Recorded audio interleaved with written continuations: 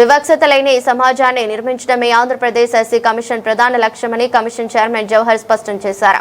8 ఏళ్ల సుదీర్ఘ విరామం తర్వాత తిరుమల శ్రీవారిని దర్శించుకున్న ఆయన బాధితులకు అండగా ఉండేందుకు స్వామివారి ఆశీస్సులు తీసుకున్నట్లు తెలిపారు.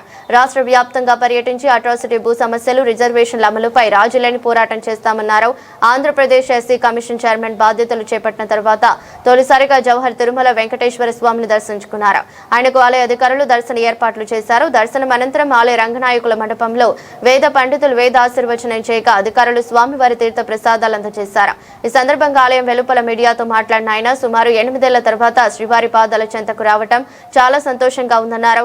రాష్ట్రంలో ఎస్సీలపై జరుగుతున్న దాడులను అరికట్టడమే తమ ప్రథమ ప్రాధాన్యతని జవహర్ పేర్కొన్నారు.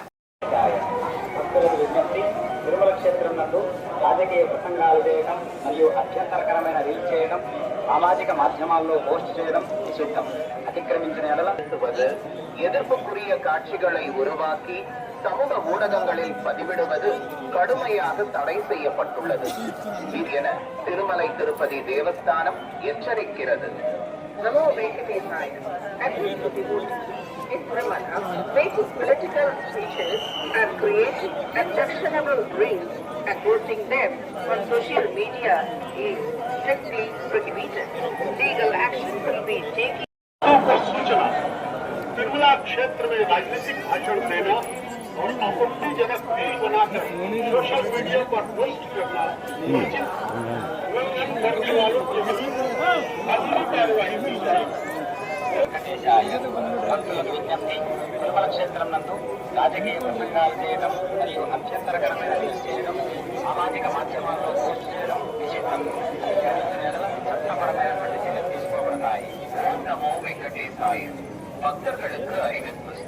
திருமலையில் அரசியல் சார்ந்த முறைகளில் ஊடகங்களில் பதிவிடுவது கடுமையாக தடை செய்யப்படும்.